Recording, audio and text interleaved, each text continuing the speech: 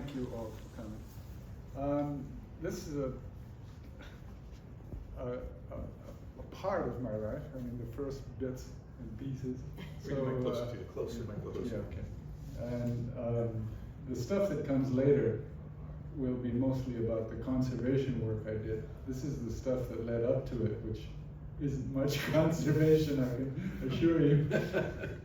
But like Ron said, Janaki was the person who actually helped me put it together, because yeah, I can write stuff down and I can tell stories, but not the way she can. I mean, she just like okay. So putting it together was really how it happened. We're now working on volume 2, and it's the next sort of 25 or 30 years of my life where, well, Ron sort of gave you an inkling of what I started out to do. After I finished working at the Serpentarium, I was drafted into the US Army for 2 years.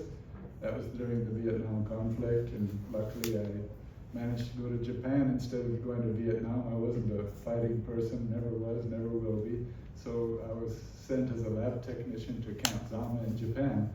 When I got out of the Army, I had already experienced the wonderful teachings of Bill Haast at the Miami Serpentarium. I knew exactly what I wanted to do, was get back to India. India is called the land of snakes. And you know, it's the place where snakes are either killed or worshipped, and this dichotomy is really strange. And you got to go there to believe it. Almost any temple anywhere in the country, you'll see carvings of snakes, but people are pretty frightened of them. And here's a figure that in the video it mentions the statistics that have been coming out and now say that nearly 60,000 people die of snakebite every year in India. That is just an incredible number. And so our thing now is anyone who likes to snakes, anyone who thinks they want to teach people about snakes has got to do something about snakebite, because this is the only way people are going to have a better attitude toward them. And that's been sort of my missionary sort of focus for almost, well, very close to most of my life. And yeah, that's what the second volume will tell you about. So yeah, I'm not sure where to go with this right now.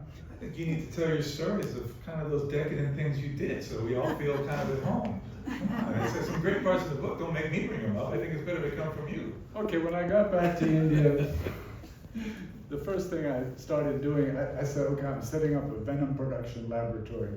So I bought this I rented this little piece of land on the outskirts of a big city called Bombay.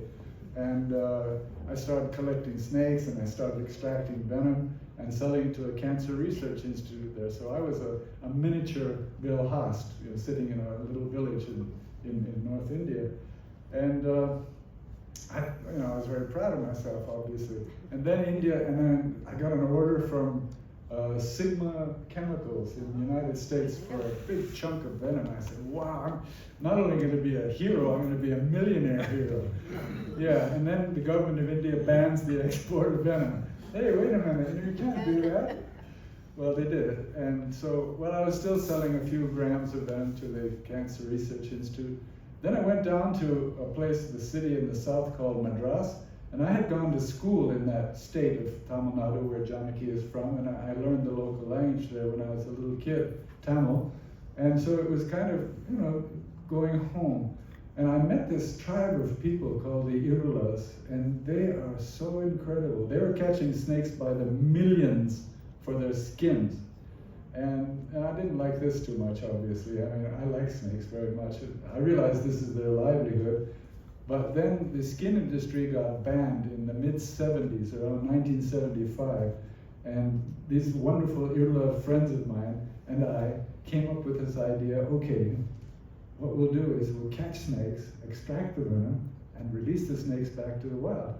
Now the Forest Department, the Wildlife Department, shouldn't have any objection to that, should they?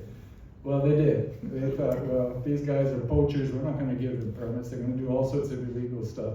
So for 4 years I went to government offices, drank thousands of cups of tea with government officers, and wrote all sorts of petitions and got big people to sort of support this idea. It sounded like a great idea. It really worked out. Because to this day, this was we finally got it going in 1978.